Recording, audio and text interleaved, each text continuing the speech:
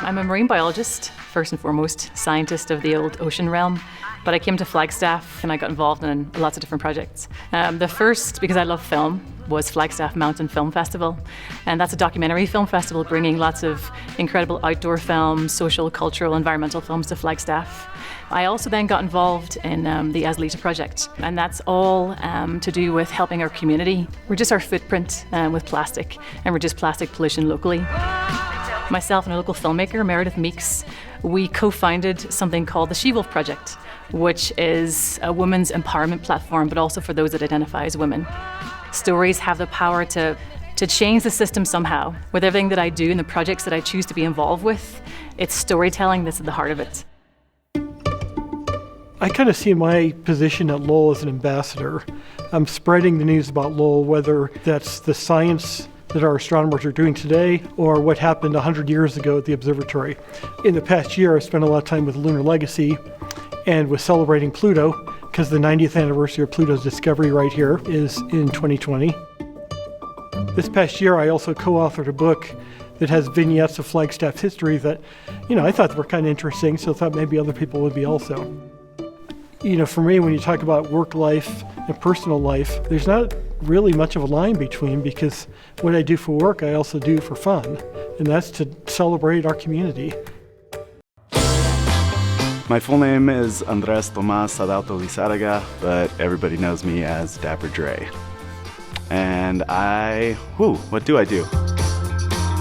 I co-manage the Flagstaff Urban Flea Market. I was the host of the Payback Hullabaloo for Flag TV, BZB show. I hosted Viola's probably about 3 times. I'm a board member on the Flagstaff Foundry. I was a performance artist in Opia and Tilt from Dark Sky Aerial. I also host a once-a-month party called Bike Party. I put on the annual Gatsby Night. I've become the board president of MoCap, which I've also hosted at my house.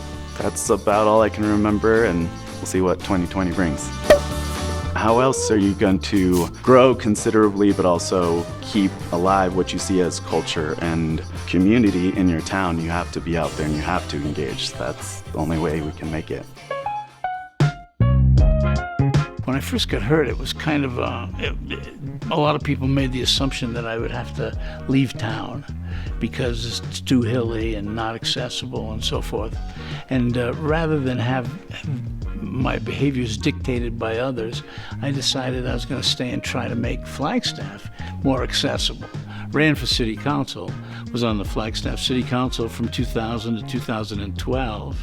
And then I joined the board of directors at Theatricos in 2006, and I've been there ever since.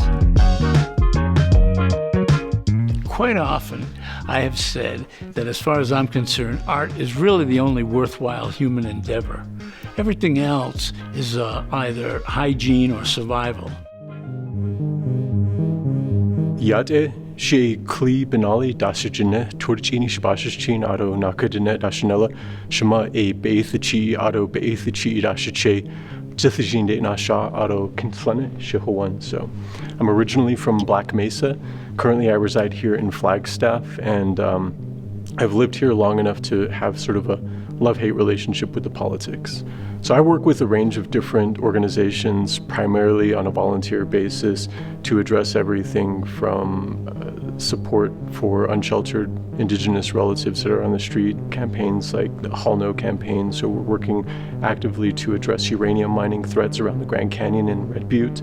I do a lot of organizing with youth. I teach them how to make films. I've also been I guess a thorn in the side of Arizona Snowbowl and the city of Flagstaff and their entanglement with a contract that they maintain to sell wastewater for snowmaking from the city of Flagstaff. Right here we say no more! In this time when we're facing such outright fascism and racist attacks, it's the time for artists to step up and not just speak truth to power, but to actually help be a mobilizing force and reframe the narratives that are dehumanizing people to the point where it's okay to see these policies happen.